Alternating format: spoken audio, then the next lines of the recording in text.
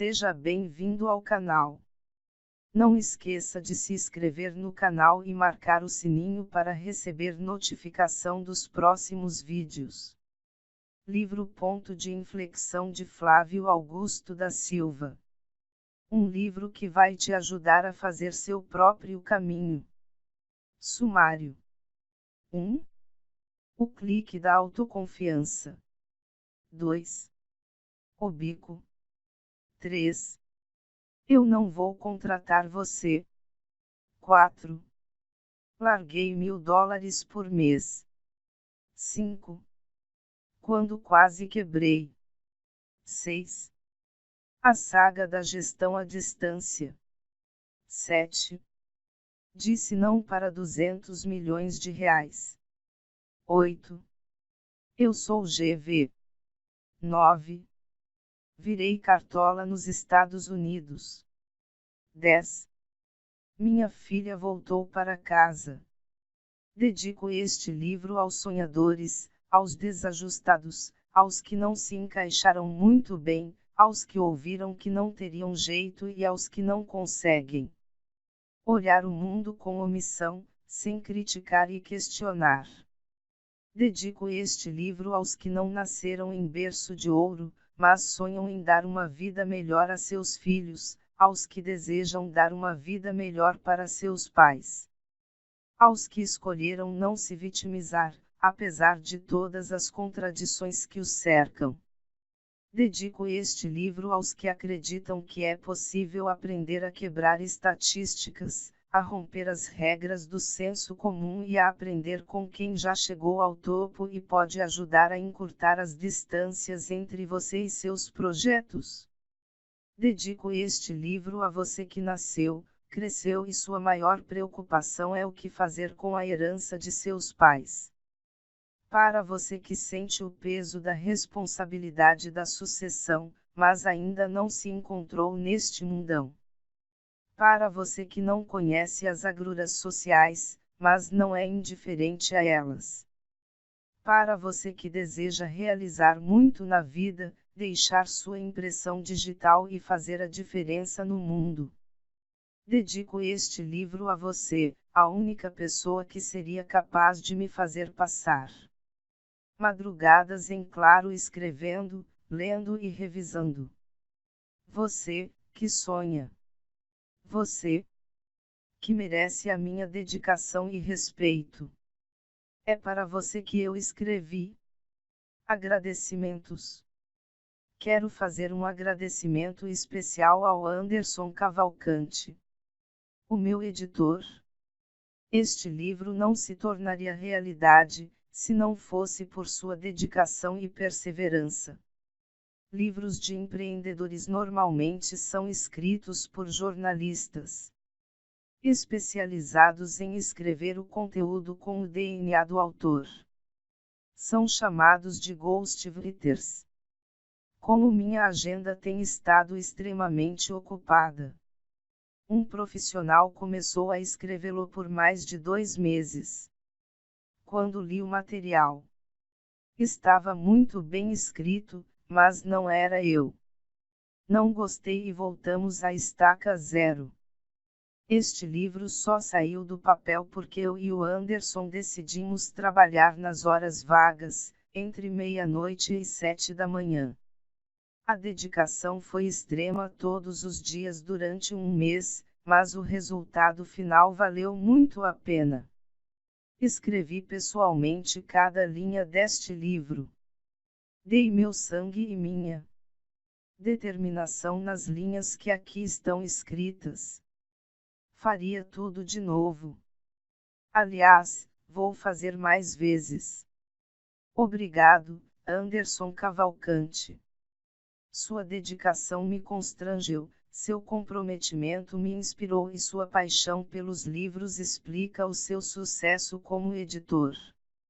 Um dos grandes dilemas da existência humana está num questionamento que, há séculos, tira o sono de milhões de pessoas em todo o mundo: de fato, temos livre-arbítrio, ou somos atores de um roteiro pré-definido que está escrito nas estrelas?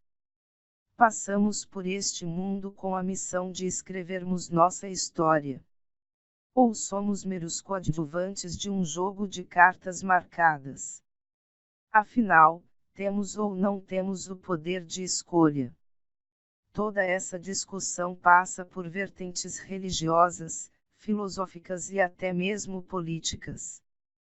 Não vou me aprofundar em todas as correntes que defendem ou atacam veementemente o conceito do livre-arbítrio. Vou me ater somente ao fato de que, em muitos momentos de minha vida, estive diante de encruzilhadas que me exigiram escolher para que lado deveria seguir. Se escolhesse um lado, o roteiro da minha vida seria completamente diferente do que se tivesse escolhido o lado oposto. Logo, não vou levar em conta qualquer questionamento religioso ou filosófico sobre livre-arbítrio, e vou, tão somente me apegar à experiência empírica dos meus 46 anos, que me levaram a concluir que cheguei até aqui por resultado de algumas escolhas que fiz e que foram verdadeiros pontos de inflexão. Tomamos decisões desde o primeiro minuto do dia. Decisões das triviais até aquelas que mudam um destino. Ao tocar o despertador, decidimos se levantamos ou se desfrutamos de mais 10 preciosos minutos de sono na cama quentinha. Ao levantarmos, decidimos se comeremos um omelete ou um pão com manteiga, se tomaremos café ou um suco de laranja, ou, simplesmente, se tomaremos ou não o café da manhã, já que aqueles 10 minutos a mais na cama podem ter nos custado sair sem comer. São dezenas, centenas ou até milhares de decisões que tomamos todo santo dia. Muitas delas são decisões operacionais e partem de uma espécie de piloto automático, conduzidas por nosso cérebro de uma maneira quase que involuntária, já que, de alguma forma, ele percebeu que se tratavam de decisões corriqueiras e sem grande impacto em nossas vidas. No entanto, há momentos em nossa caminhada, e não são muitos, em que as decisões a serem tomadas podem mudar o rumo de nossa história de maneira definitiva. Podem representar subirmos de patamar, escalarmos o degrau de cima, avançarmos algumas casas no jogo da vida, matarmos a nave-mãe e passarmos de fase, ou, simplesmente, tomarmos uma decisão que nos custará mergulharmos na estagnação, na melancolia e numa vida cheia de arrependimentos. Vou dispensar o aprofundamento nas equações que geram um ponto de inflexão, limitando-me apenas a me apropriar desse conceito para descrever momentos de nossas vidas em que nossas decisões vão determinar para que direção seguiremos e que bônus ou ônus assumiremos. Em outras palavras, tomamos milhares de decisões diariamente. Porém, algumas delas não são decisões corriqueiras. São decisões fundamentais. Decisões que têm o poder de mudar o rumo do roteiro de nossas vidas. A elas eu dou o nome de ponto de inflexão. É um conceito da matemática, mas que nos serve para ilustrar perfeitamente os momentos em que nossa vida pode tomar direções opostas a depender de nossas escolhas. Uma pergunta importante, porque é fundamental identificarmos que estamos diante de um ponto de inflexão. O ponto de inflexão está localizado exatamente onde essas concavidades mudam de direção. Já na nossa vida, como tomamos muitas decisões, o risco que corremos é o de entrar no modo piloto automático. O problema de viver nesse modo é que ele pode nos transformar em automatos justamente nos momentos decisivos, tirando nossa capacidade de fazer escolhas conscientes e com protagonismo. Nesta hipótese, em vez de pensarmos fora da caixa, apenas seguiremos a boiada. Em vez de assumirmos as rédeas de nossas vidas, optaremos por deixar a vida nos levar.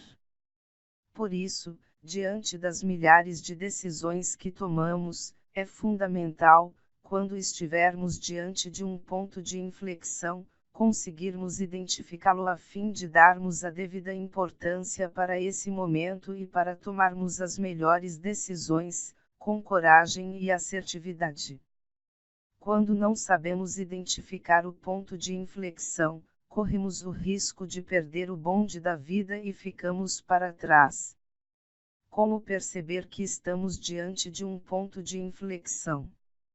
Identificar um ponto de inflexão em nossa vida depois que ele ocorreu é muito fácil. O que seria de grande valia é saber identificá-lo no exato momento em que estivermos passando por ele. Isso teria um valor imensurável. Vou começar citando um momento de muitos conflitos pelo qual a maioria de nós já passou, o final do ensino médio, quando precisamos decidir em qual curso e em qual faculdade entraremos. Adolescentes entram em depressão, têm crises de ansiedade, dúvidas e incertezas no momento em que têm que tomar uma decisão. Nessa hora, além das dúvidas naturais, sofrem pressão da família, amigos e sociedade. Um pai médico corre o risco de pressionar seu filho a ser médico para herdar o seu consultório, quando o filho deseja ser arquiteto. Todos os dias, conflitos como esse acontecem exatamente nesse ponto de inflexão da vida de um adolescente. Do ponto de vista do jovem, a cada mês que passa, ao final do ensino médio, o momento crucial da tomada de decisão se aproxima de forma assustadora. Já que a maioria não faz ideia de qual profissão passará a exercer pelo resto da vida. Como se não bastasse, ainda vem a pergunta: o que fazer diante desse ponto de inflexão? Muitos são levados pelo fluxo natural e não percebem que estão diante de uma encruzilhada da vida, daquelas que vão decidir seu futuro, e simplesmente escolhem por conveniência, não por convicção. Não percebem o impacto que essa decisão causará em suas vidas e muito menos o universo de possibilidades que cada momento de decisão traz para elas. O pior é que, quando acordam desse sono profundo, descobrem que perderam muitos anos de suas vidas indo na direção contrária daquela que iria trazer mais sentido para elas. Digo sentido como significado e direção. Voltando ao exemplo da faculdade. Que parte dos jovens decide seguir em frente? Vejamos as alternativas. 1. Escolher pela vontade dos pais. 2. Escolher pelo que dizem as revistas. 3. Escolher pelo que se paga mais. 4. Escolher qualquer coisa, só para não deixar de escolher. 5. Não escolher nada e esperar ter convicção do que escolher. 6. Escolher empreender e estudar depois. 7. Escolher o curso mais concorrido, porque presume-se que é o melhor. 8. Escolher o que é mais barato. 9. Ficar paralisado e não escolher nada. Eu escolhi não fazer faculdade, porque estava vendendo cursos de inglês e vi futuro naquilo, apesar de meus amigos e parentes não concordarem. Tudo poderia ter dado errado, mas o fato é que a escolha que fiz me levou a caminhos e portas que mais tarde se abriram, contribuindo para o meu crescimento e minha carreira como empreendedor. Por outro lado, meu filho mais velho, que pretende empreender, vai entrar na faculdade no próximo ano para estudar finanças. Como ele ainda não está certo sobre qual área quer desenvolver seu negócio, Ele entende que terá mais respostas enquanto estuda algo que gosta e que será útil em seus investimentos na bolsa de valores, hoje e no futuro. O que quero dizer com isso é que não podemos nos permitir entrar no piloto automático da vida quando corremos o risco de tomar decisões sob pressão simplesmente porque todo mundo faz o mesmo. Não seguirmos o que todo mundo faz não significa ficarmos para trás. Muitas vezes, significa escolhermos outro caminho e chegarmos aonde o caminho convencional não nos levaria. Por isso, é fundamental entendermos que, na vida, não existe apenas um caminho para nos realizarmos. Existem inúmeras possibilidades que poderão nos levar muito além do que imaginamos. Não existem fórmulas de sucesso, mas existem alguns princípios a seguir. 1. Nossos resultados são resultados de nossas escolhas. Vivermos com esta certeza deve nos trazer um sentimento de responsabilidade como o que um atleta sente ao levantar um troféu. Mesmo em momentos em que nossa vida não está como desejamos, ter essa certeza nos mantém conscientes de que virarmos o jogo está em nossas mãos. 2. Nossas escolhas são livres, não somos obrigados a nada, não temos que seguir a boiada, não precisamos fazer apenas o que as pessoas esperam, não precisamos seguir padrões. Não temos apenas as opções que nos foram apresentadas. Temos que sair do piloto automático e assumir o controle. 3. Deu certo? Parabéns para você. Deu errado. Sua responsabilidade. Não há garantias. Vitórias e fracassos andam juntos e misturados. Comemore o sucesso, mas saiba que ele pode não ser definitivo. Aprenda com os fracassos. Mas saiba que eles também não são definitivos. Para não ficarmos apenas na teoria, a seguir, vou descrever com detalhes uma seleção dos 10 pontos de inflexão mais importantes que mapeei em minha jornada empreendedora. Cada etapa, cada degrau e cada fase serão dissecados a fim de ajudá-lo a identificar circunstâncias similares que acontecem ou que ainda acontecerão em sua vida. De fato, identificarmos esses momentos, olhando em perspectiva para o passado, é muito mais simples do que percebermos quando eles aparecem, ao vivo e em cores, bem à nossa frente, durante o reality show da existência. Decisões que têm o poder de mudar o rumo do roteiro de nossa vida, a elas, eu dou o nome de ponto de inflexão. Todo ponto de inflexão exigirá uma decisão corajosa, pois frequentemente acontecerá em meio a dúvidas, conflitos e a uma grande expectativa de melhora de vida que poderá ou não acontecer. Essa incerteza é o tempero desses momentos decisivos de nossa existência. Por isso, sempre me lembro de uma pequena história que me marcou no início de minha caminhada. No Réveillon de 1998, aos 25 anos, e em plena expansão de minha empresa, passei uns dias na cidade de Cabo Frio. Depois de descansar, logo após a passagem de ano, muito animado, eu e um grupo de 5 amigos, dentre eles um gerente comercial da minha empresa, decidimos ir à Praia do Forte, onde havia uma plataforma de 70 metros de altura, para saltarmos de bungee jump. A ideia de começar um novo ano saltando tinha um significado especial.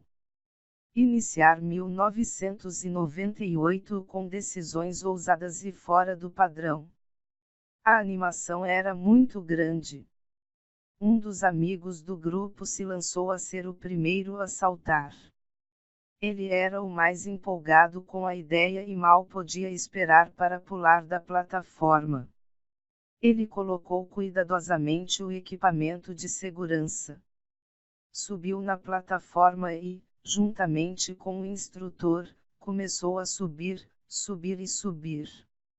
Ao chegarem no topo, lá ficaram por quase 10 minutos, quando, sem meu amigo ter saltado, a plataforma começou a descer.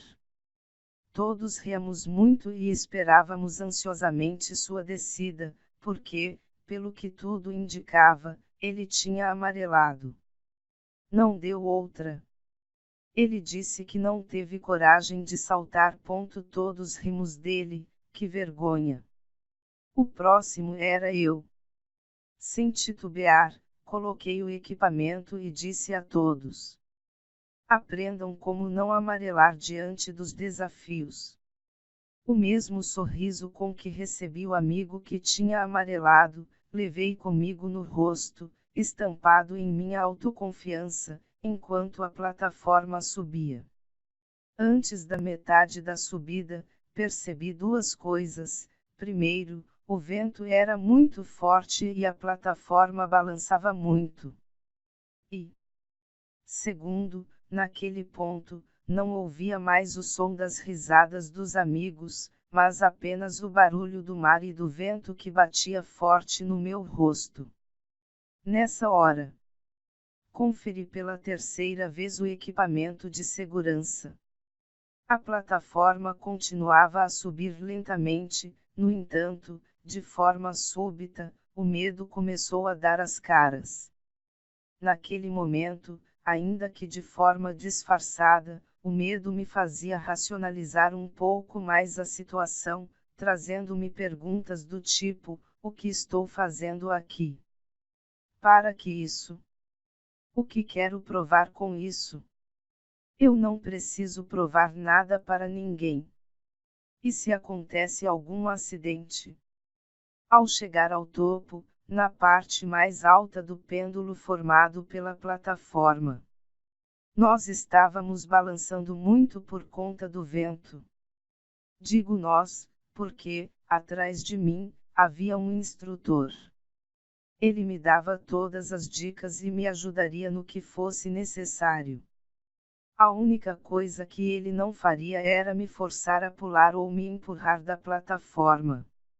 No bungee jump de uma montanha-russa, que nos coloca em uma posição completamente passiva, ou seja, uma vez que se está no carrinho, não tem mais como desistir. A decisão e a ação de pular é exclusivamente sua. No topo da plataforma, com a metade dos dois pés para fora e a outra metade para dentro, para seguir o meu plano adiante, seria necessário eu tomar uma atitude completamente anti-intuitiva, pular por livre e espontânea vontade de uma plataforma de 70 metros de altura em direção ao chão. Não conseguia. Mas um pensamento me ajudou a criar coragem e saltar. Eu tinha um gerente comercial lá embaixo na certeza de que eu saltaria. Sendo eu o seu líder e referência de mentalidade para sua carreira, eu pensei que não poderia decepcioná-lo. Não gostaria de pregar coragem com minhas palavras e covardia com minhas atitudes.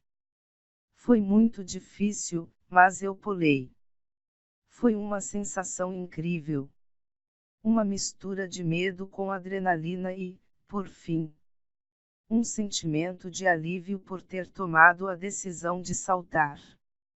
Foi incrível, mas não saltei novamente nos últimos 20 anos.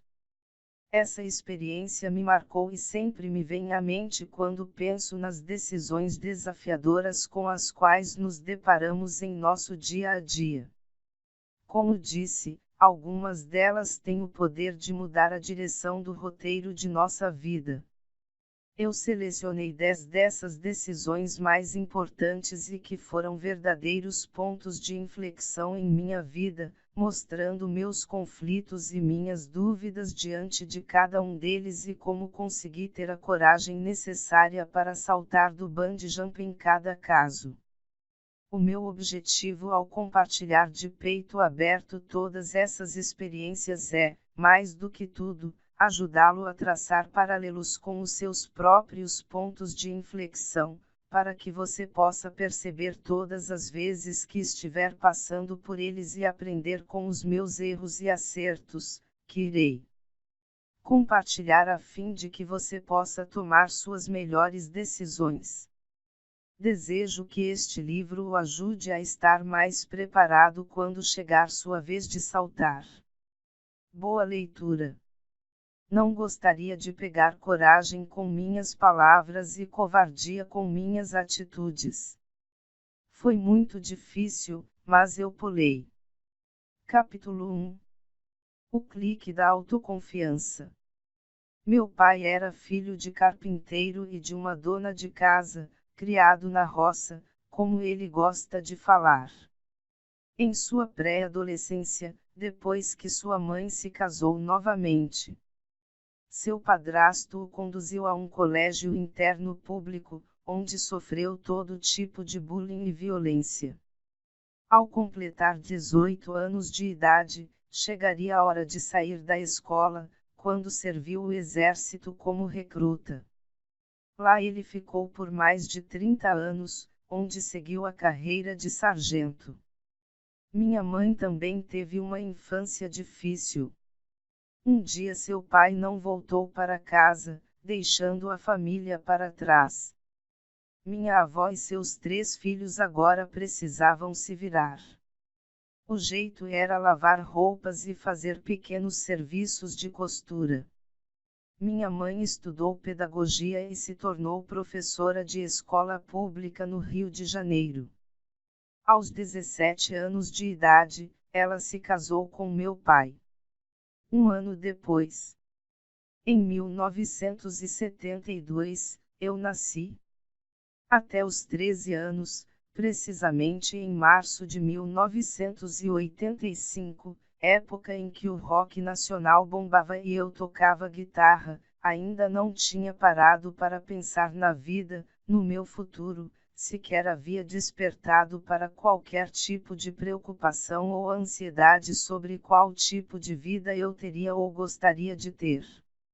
Localizado na periferia do Rio de Janeiro e cercado de favelas por todos os lados, o bairro Jabur, onde eu morava, possuía uma população de classe média baixa, formada, em sua maioria, por jovens que estudavam em 3 diferentes escolas públicas da região.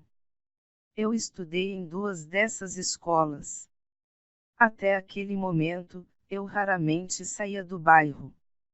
Ia a pé sozinho para a escola, uma caminhada que durava cerca de 8 minutos. Jogava bola na minha rua, soltava pipa na rua de baixo e visitava meus amigos nos vários prédios de 9 andares. Um ao lado do outro, onde eu também morava. Os apartamentos tinham cerca de 70 metros quadrados, com 2 ou 3 quartos e um banheiro. Na minha casa nós éramos 6, dividindo o único banheiro da casa. Tudo corria normalmente, até que, na primeira semana de aula de 1985, quando eu cursava a 8ª série do ensino fundamental, o coordenador geral, interrompendo a aula, chamou por meu nome completo e pediu que eu saísse com todo o meu material. Ao sair, minha mãe me esperava. Surpreso ao vê-la, ela logo me disse que iríamos a Madureira. Pois bem, se Jabur era a periferia da periferia, Madureira era apenas a periferia, mas, até lá, levaríamos pelo menos 1h30 de ônibus, naquele horário que não era o horário de rush. No caminho, minha mãe me explicou o seu plano. Algumas semanas antes, eu tinha tido uma conversa com minha mãe sobre o meu desejo de ser militar. Tinha ouvido uma conversa de alguns amigos sobre a carreira de oficial da Marinha e suas vantagens. Segundo eles, era uma carreira estável, segura, com boa remuneração e prestígio. Pensei, gostei disso. O que eu não sabia é que, para entrar no colégio naval, parte da formação durante o ensino médio. O concurso era muito concorrido. Minha mãe pesquisou a melhor forma para eu me preparar para esse concurso que, de tão concorrido, acontecia dentro do estádio do Maracanã lotado. Por isso, estávamos indo para Madureira, onde ficava a filial mais próxima de uma rede de cursinho que preparava para esse concurso, o que me faria encarar 3 horas e meia de transporte público lotado por dia. O preço para eu disputar de igual para igual com quem havia estudado nas melhores escolas do Rio de Janeiro estava apenas começando. Sobre os valores, minha mãe pagaria por esse curso 100% de seu salário de professora da rede pública do estado do Rio de Janeiro, que era muito parecido com o valor da mensalidade. Ela tinha 2 empregos, logo, com o outro salário, também de professora, ela poderia honrar com os seus compromissos. Então, ela me perguntou de forma bastante direta: é isso mesmo que você quer?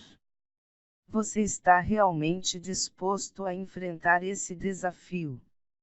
Depois de ouvir dela a explicação de estarmos indo para Madureira, eu disse: sim, mãe. Se essa escola é a melhor, eu vou fazer a minha parte para ser aprovado nesse concurso. Àquela altura, eu não tinha a menor noção do que me esperava. Minhas referências eram poucas e o novo mundo, ao qual estava prestes a ser exposto, era bem diferente daquele que eu estava acostumado, na bolha em que vivia. No entanto, embarquei naquela aventura, que começava com viagens em ônibus lotados.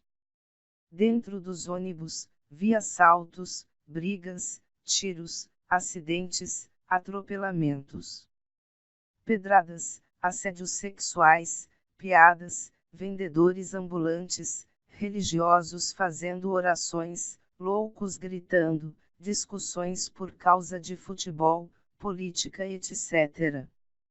O dia sempre começava com emoção dentro do ônibus que cruzava da zona oeste à zona norte da cidade maravilhosa que daquele lado, não era tão maravilhosa assim. No meu primeiro dia de aula, já percebi que tudo era diferente, a começar por meus colegas. Diferentemente de meus amigos da escola pública, muitos deles moradores da favela Cavalo de Aço e Marcos 7, na nova escola, os tênis usados eram de marca, o relógio, descolado, e o papo era bem diferente. Logo no primeiro dia, alguém me perguntou onde eu morava. Respondi com a voz bem baixinha: bairro Jabur. Ele respondeu bem alto: Jaburu. O Marcelo, que sentava do outro lado da sala: esse carinha aqui mora lá no Jaburu. Sabe onde é esse fim de mundo? Todos rirão. Ainda tentando desconversar para não chamar muita atenção, corrigi: não é Jaburu. É Jabur. Não teve jeito. Nas primeiras semanas, eu passei a ser chamado de Jaburu pela turma. Eu ficava constrangido com o fato, mas o apelido não pegou e pouco a pouco, fui me acostumando com aquela nova tribo e compreendendo como falar a sua língua. No entanto, me adaptar à parte pedagógica não foi tão fácil. Apesar de sempre ter sido um bom aluno sem muito esforço, logo percebi que existia um novo nível de profundidade dos conteúdos apresentados em sala de aula, com o qual eu não estava acostumado. Isso fez com que eu chegasse à conclusão de que não era suficiente fazer o mesmo esforço que eu sempre fazia na escola anterior para ter notas altas. Tinha que mudar o ritmo. Do contrário, seria atropelado. A propósito, fui atropelado por várias matérias. Foi um ano bem complicado e de repente, eu já estava chegando ao final dele com resultados bem abaixo dos desejados, principalmente em exatas. Apesar de um esforço maior do que nunca. Quase fui reprovado na 8ª série. O nível era muito mais alto. Eu precisava compensar a minha defasagem com uma dedicação maior, o que eu ainda estava descobrindo. No final do ano, depois de conseguir me safar da recuperação em Química e ser aprovado, chegou a hora do concurso. O resultado foi pífio, como não poderia deixar de ser. Passei de ano de raspão e no concurso não cheguei nem perto, francamente, não me senti frustrado. Na realidade, percebi que o meu nível era inferior mesmo, e se não tivesse mudado de escola jamais saberia disso. Estava exposto a uma nova referência. Apesar de sofrer por isso, gostei de saber sobre minha realidade e poder ter a chance de estudar para mudar aquele quadro.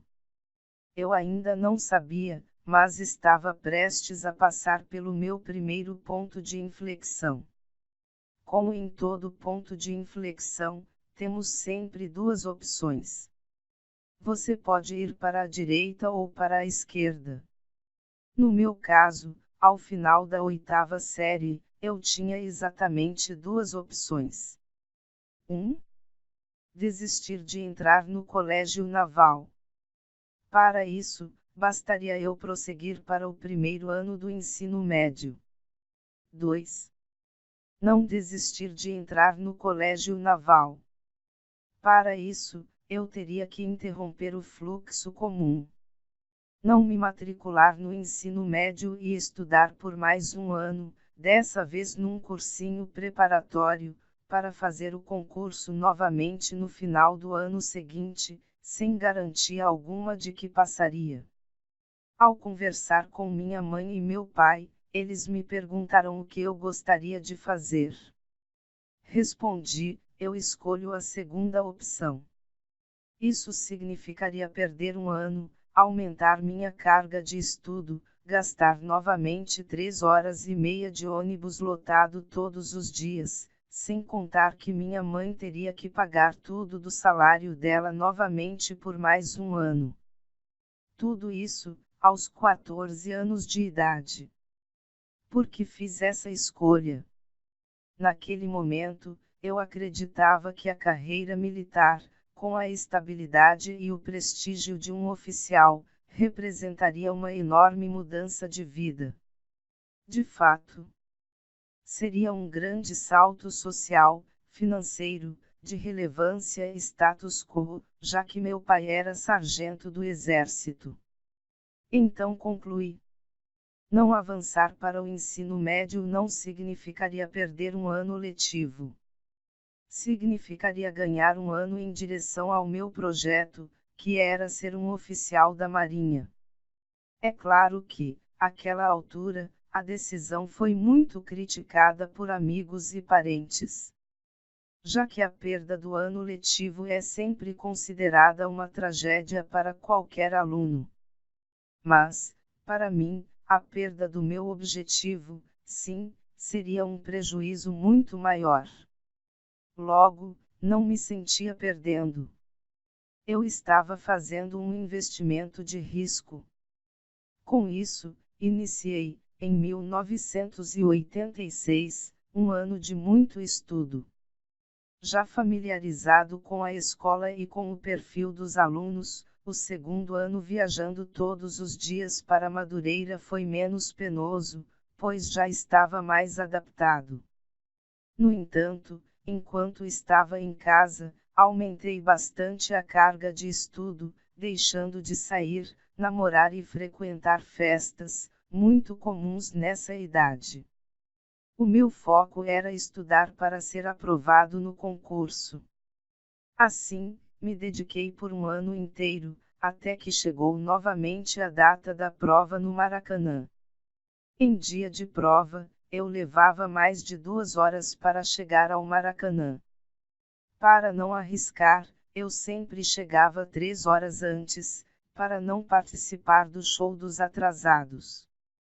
Quando entrei no estádio e sentei em meu lugar para fazer a prova, ainda me lembro da cena. O Maracanã lotado de jovens, sentados, em silêncio, aguardando a prova começar por mais de 1 hora. Nesse tempo, ficava observando a cena, quase que em câmera lenta, dos empregados do estádio, que faziam a manutenção do gramado. Bem, abrindo um parêntese, é claro que, ao contemplar aquela cena do gramado durante a prova, eu jamais conseguiria imaginar que construiria o meu próprio estádio dali a alguns anos e o meu clube viajaria dos Estados Unidos para fazer um jogo amistoso contra o Flamengo. Meu time desde criança, em comemoração ao aniversário de 100 anos do clube, que aconteceu justamente naquele gramado do Maracanã.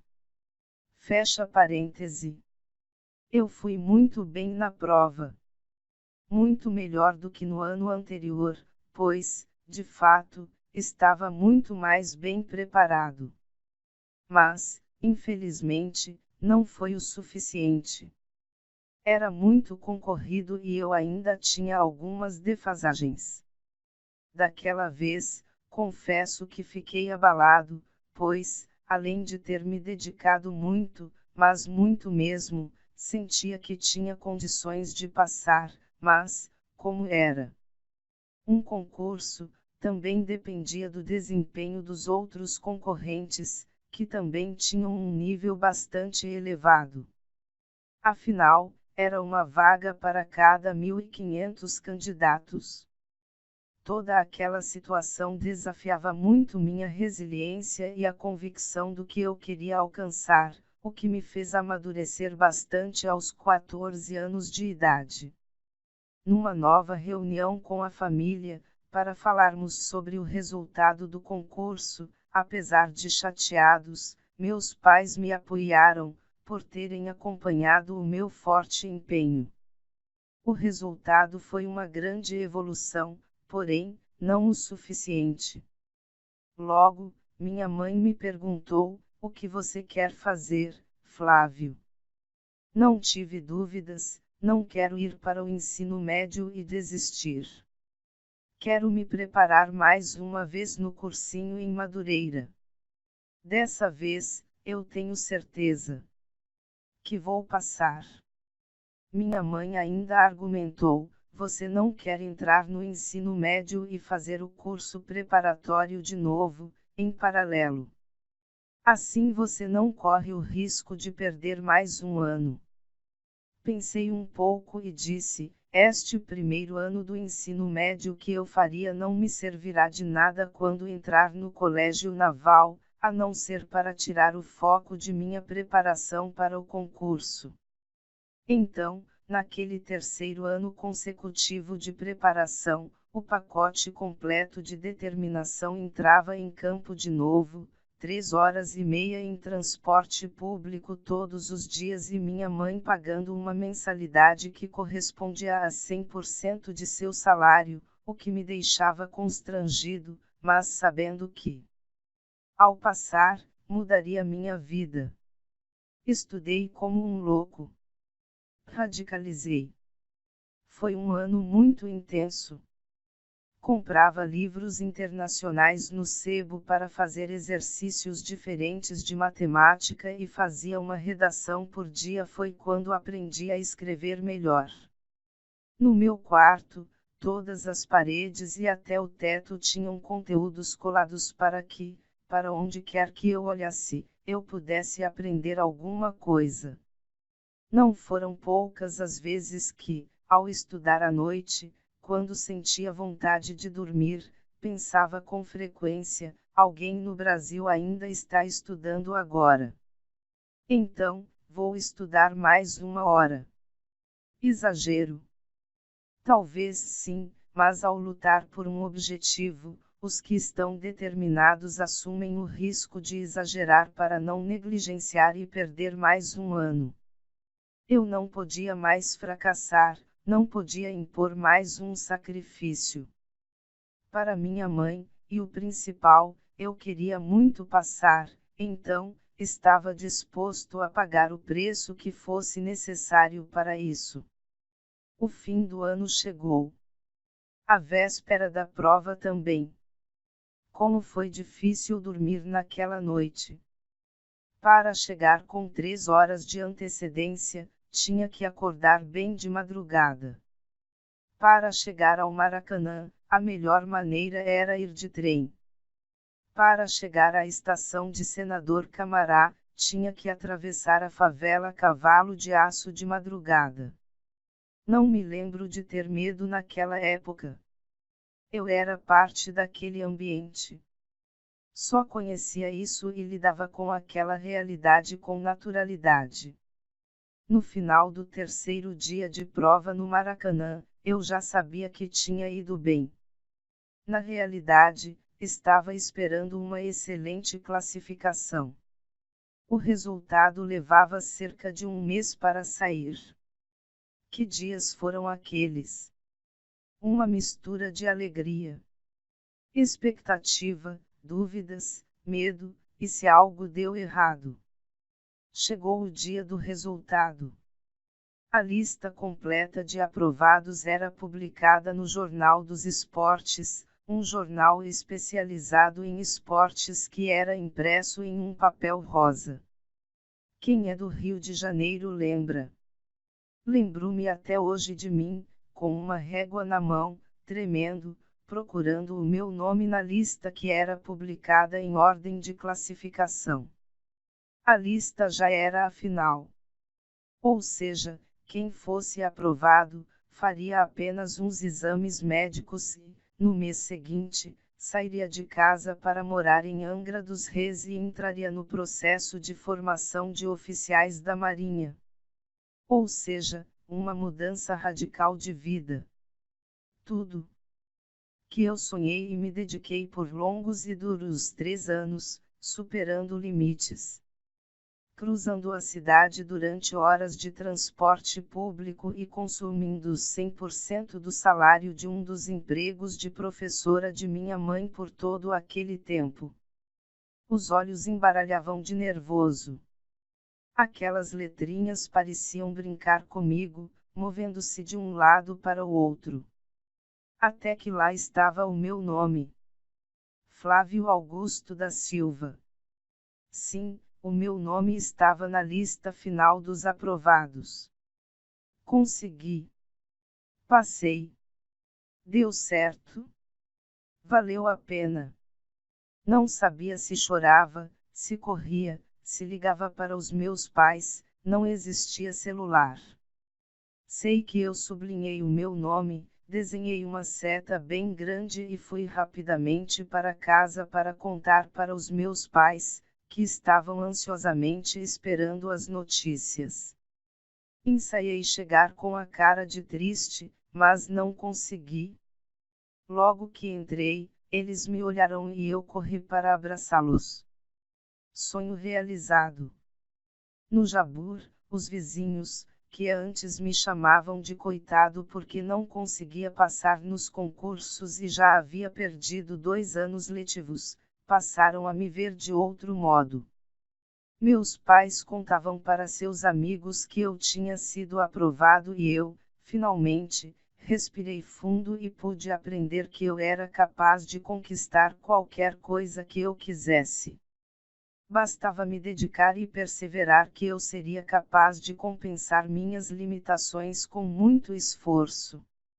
Essa autoconfiança foi conquistada depois de 3 anos, desde que minha mãe foi até a porta de minha sala de aula numa escola pública para me levar a Madureira pela primeira vez. Àquela altura, a descoberta de minha autoconfiança era um ingrediente muito mais importante do que eu era capaz de perceber. Aqueles 3 anos foram resultado de algumas escolhas que eu fiz e de decisões que me conduziram ao meu primeiro ponto de inflexão. Naquele período, vi alguns amigos que foram reprovados no primeiro ano que desistiram e seguiram adiante no ensino médio. Vi outros que perseveraram no primeiro ano, mas ao serem reprovados na segunda tentativa, resolveram não assumir um risco maior se preparando para o concurso pela terceira vez. Sobre esses meus amigos que desistirão, pude ver que, em suas vidas, desistiram outras vezes de seus projetos quando esbarraram em dificuldades. No meu caso, ao ser aprovado em minha terceira tentativa, vi que valeu a pena a perseverança, ao mesmo tempo que percebia o arrependimento de todos os que desistirão. Eu não tenho dúvida alguma de que este meu primeiro ponto de inflexão foi marcante na formação de minha mentalidade. Chegava o dia de parar de caminhar pelas nuvens, de cair na realidade, de arrumar as malas e de finalmente viajar para Angra dos Reis, que seria minha casa pelos 3 anos seguintes. Todos estavam muito orgulhosos, meu pai, minha mãe, minha avó e minhas 2 irmãs. Por outro lado, eu estava indo embora de casa aos 15 anos de idade. Uma mistura de choro de orgulho com choro de despedida. O dia 3 de fevereiro de 1988, dia tão esperado, foi o dia em que entrei pelos portões do Colégio Naval ao som do hino nacional. Tudo muito lindo. No entanto, eu estava começando um dos períodos mais difíceis e contraditórios que já havia vivido. Não precisei de mais de 24 horas para duvidar de tudo o que para mim era uma enorme convicção, que me havia feito abdicar de dias e mais dias de lazer em favor de uma certeza, minha carreira na Marinha. Essa certeza desapareceu já nas primeiras horas da realidade vivida dentro do Colégio Naval. O mundo militar é baseado em hierarquia, disciplina e rotina. Tudo é muito padronizado, você passa a fazer parte de um corpo e sua individualidade é desconstruída para nascer uma nova pessoa. Trocam o seu nome e agora você recebe um número. Todas as reações são provocadas através do que eles chamam de adestramento militar, que é baseado em estímulo-resposta provocado por líderes que davam as ordens. Nesse momento, o indivíduo perde qualquer autonomia e passa a ser um a mais na tropa. Foram momentos de grandes conflitos no campo de batalha de minha mente. Se, por um lado, eu ainda estava anestesiado de felicidade, por outro, tudo o que estava vivendo era diametralmente oposto à minha expectativa. No meio do período de adaptação, havia um dia de visita dos pais. Depois de algumas semanas dentro do sistema militar, a forma como recebi meus pais já dava algum indício para eles de que a coisa não andava nada bem. Apesar de ser meu aniversário, a maior parte do tempo eu fiquei calado, sem dar detalhes do que estava acontecendo dentro do colégio, apesar de eles perguntarem bastante. Eu estava frio, distante, sem brilho nos olhos e bastante robotizado.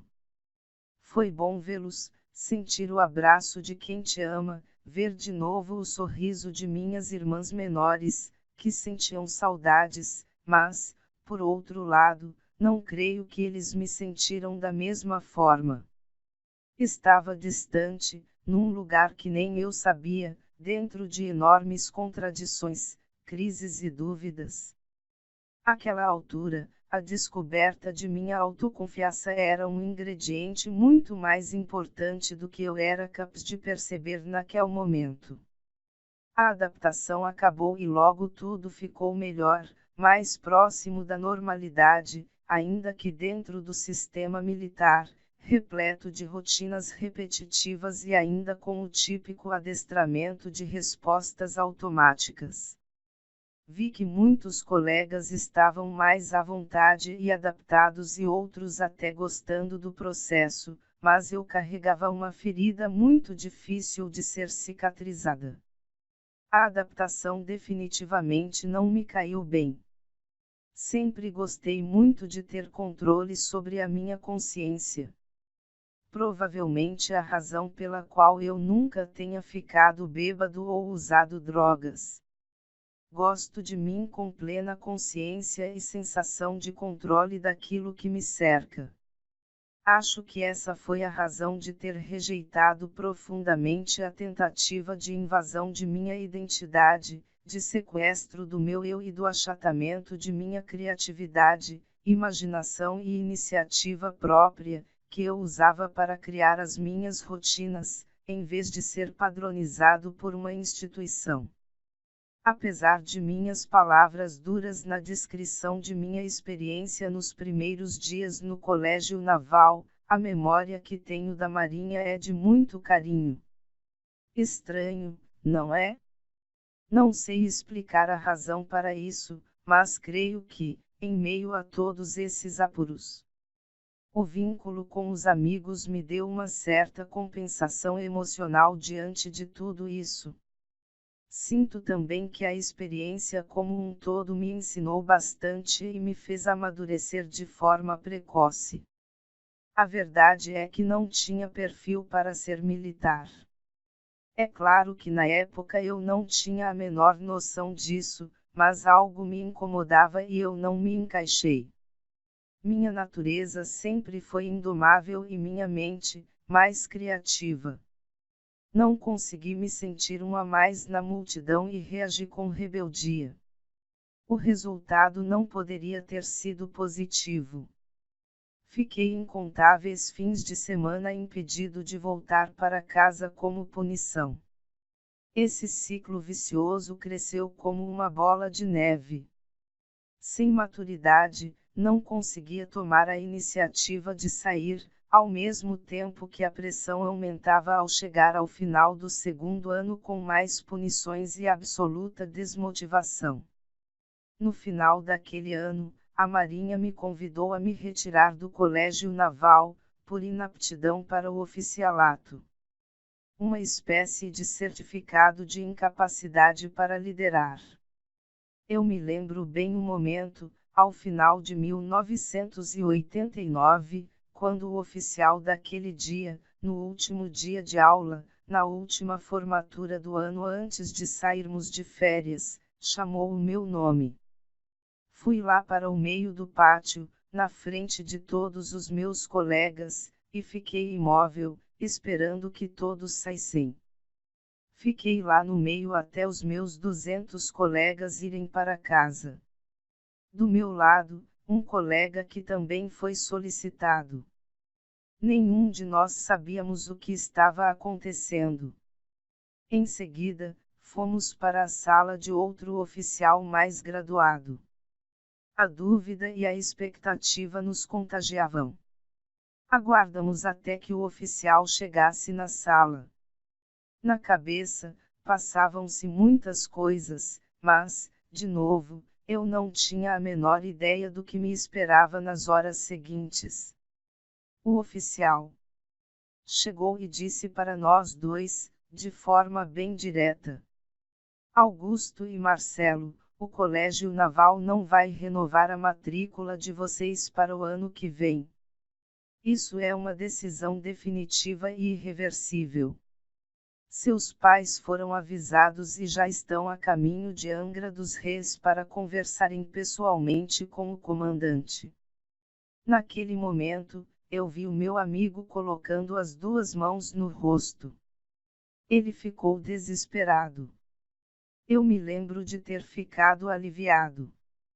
Estava acontecendo o que não fui capaz de fazer com minha própria iniciativa, chegar à conclusão de que eu deveria sair.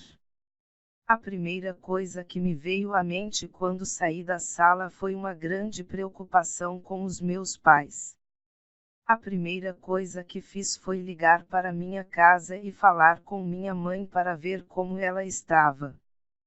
Foi mais ou menos assim. Alô? Oi, mãe? Oi, filho. Você tá bem? Eu estou ótimo. E vocês? Nós ficamos muito surpresos e preocupados. Mãe, não fique preocupada. Isso é o melhor. Não estou feliz aqui há bastante tempo. Fala isso para seu pai. Ele ficou muito triste. Deixa comigo. Beijos. O meu pai foi à sala do comandante para tentar convencê-lo a mudar de ideia. Quando me encontrou, não disse nada. Foram mais de 2 horas de viagem até chegar em casa, sem falar uma única palavra. Ele estava devastado. Os dias que seguiram foram bem complicados. Quando finalmente conseguimos conversar, ele não aceitava o fato. Mesmo eu dizendo que não queria mais a Marinha, porque não tinha perfil e não me enquadrava naquele modelo, ele dizia: quem não quer sai. Você foi expulso. É claro que ele tinha razão, mas também era fato que eu não tive maturidade para chegar a essa conclusão estando no meio do processo. A comunicação era escassa, não havia internet nem celular. Eu passava a semana toda distante e, como eu já mencionei, muitas vezes, por várias punições, passava mais de um mês sem voltar para casa. Por isso, a surpresa foi grande. O ano seguinte, 1990, chegou, quando eu faria o 3º ano do ensino médio. Ano de vestibular, na época, não existia Enem. Eu estava absolutamente seguro e, por isso, passei em todos os vestibulares que prestei, para as melhores universidades do Brasil. Fazer prova não era mais um desafio para mim. No entanto, havia uma outra prova que decidi fazer sem que ninguém soubesse. A prova para a Escola Naval. Quando os alunos do Colégio Naval terminavam o ensino médio, eles ingressavam automaticamente na Escola Naval, que fica no Rio de Janeiro. No entanto, também havia um concurso para a Escola Naval. Com poucas vagas, eu resolvi fazer esta prova. Era um concurso feito em 2 fases. Ao passar na primeira fase, peguei o jornal com o resultado e marquei o meu nome, exatamente igual como fiz quando passei no Colégio Naval, 3 anos antes. Chamei meu pai para bater um papo. Logo no início, entreguei a ele o jornal e não disse nada. Ele perguntou: o que é isso? Leia. Aqui está escrito o resultado da Escola Naval. Isso mesmo. O que isso significa? Significa que o meu nome está aí. E você pode ir? Claro que sim. É um concurso público. E aí? E aí que eu não vou. Estou te entregando este jornal apenas para que você tenha a certeza de que eu não vou para a Marinha porque eu não quero, e não porque fui expulso. A conversa terminou com um abraço e, de minha parte, penso que estava recuperando uma parte importante do respeito de meu pai que eu havia perdido com o incidente no Colégio Naval. Mas um outro fato interessante viria a acontecer quase 3 décadas mais tarde. Em fevereiro de 2018, completaram-se 30 anos desde que eu e minha turma entramos pela primeira vez pelos portões do Colégio Naval. Foi a primeira vez que eu retornei àquele cenário tão marcante de minha história. Se parasse por aí já seria uma experiência muito emocionante. No entanto, o comandante do Colégio Naval, o capitão de mar e guerra Serafim, me convidou para dar uma palestra para os quase 600 alunos da instituição. Foi um dos dias mais emocionantes do ano, quando entrei novamente pelo mesmo auditório em que vivi tantos conflitos e, 30 anos depois, sem qualquer mágoa, ao contrário. Muito carinho, retornei pela porta da frente para compartilhar minhas experiências como o empresário que me tornei em 3 décadas. Interagir com os entregou uma placa de homenagem e saí de lá com a alma lavada. Bem, em 1991 eu estava preparado para começar minha faculdade de Ciência da Computação. Apesar de ter passado na Unicamp, decidi que estudaria na Universidade Federal Fluminense, em Niterói, Rio de Janeiro, porque não queria ficar longe de uma linda menina de 15 anos na época, chamada Luciana. Mas isso já é outra história. Ponto de inflexão. Um adolescente da periferia, estudante de escola pública, resolveu participar de um dos concursos mais difíceis do Brasil. Sua mãe pagou todo o seu salário para que ele se preparasse. Ao final do ano, ele não só não foi aprovado no concurso, como quase não conclui a 8ª série. Diante do fato, o que fazer? 1. Seguir para o ensino médio, decisão padrão. 2. Interromper o fluxo natural e repetir por conta própria o curso para prestar o concurso novamente. Aqui fica claro que existia um ponto de inflexão. As duas alternativas o levariam a destinos bem diferentes. No ano seguinte, o adolescente seguiu sua jornada rumo a mais um concurso. Sua mãe continuava dando 100% do salário, apostando em sua escolha. O final você já sabe. Diante do novo fracasso, as alternativas eram as duas primeiras, e surge uma terceira. 1. Seguir para o ensino médio, decisão padrão. 2. Interromper o fluxo natural e repetir por conta própria o curso para prestar o concurso novamente. 3. Fazer o ensino médio enquanto faz o curso novamente. Diante de mais um ponto de inflexão, a decisão permaneceu com foco total no mesmo objetivo. Amigos que estavam no mesmo caminho abandonaram o projeto e seguiram outra direção. Ao optar pelo concurso pela terceira vez, o objetivo foi finalmente alcançado com sucesso. Na Marinha, o adolescente não se identificou com o sistema militar. Diante do fato, o que fazer? 1. Sair da Marinha imediatamente. 2. Ficar e ver no que vai dar. 3. Tentar mudar a Marinha. Neste momento, o adolescente escolheu uma mistura entre a segunda e a terceira alternativa. Escolha feita e consequências assumidas. Um equívoco de análise. Resultado de uma imaturidade, que custou caro. Voltando para casa, o adolescente teve que lidar com a frustração dos pais. Ao ouvir de seu pai que quem não quer sai por conta própria ao invés de ser expulso, não gostou de lidar com o desprestígio. Diante do fato, o que fazer?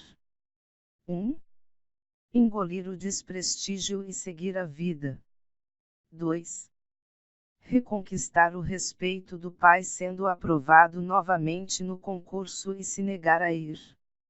Neste capítulo, eu falo sobre um episódio de minha vida que contribuiu para a construção de minha autoconfiança, quando me deparei com um fracasso e, por fim, reconquistei o respeito de pessoas com quem me importava, os meus pais. A depender da perspectiva, ficar 3 anos estudando para um concurso, para 2 anos depois ser expulso é uma tragédia. Porém, acima de qualquer coisa, a experiência de superar com a minha dedicação por 3 anos as deficiências da escola pública fez com que eu me sentisse capaz de realizar qualquer coisa em minha vida, desde que eu me dispusesse a me dedicar e a pagar o preço de minha escolha. Além disso, depois de aprovado, ao ver a tristeza e o arrependimento de meus amigos, que desistiram em vez de perseverar junto comigo, me deu a certeza de que dedicação extrema e perseverança foram ingredientes para o meu sucesso. Eu também não poderia esquecer do investimento extremo de minha mãe, que aportou 100% de seu salário, mostrando que é preciso investir para se ter resultados. Essa experiência talhou minha autoconfiança e deixou marcas profundas em meu eu, que estiveram presentes em cada ponto de inflexão que eu viveria nos anos seguintes.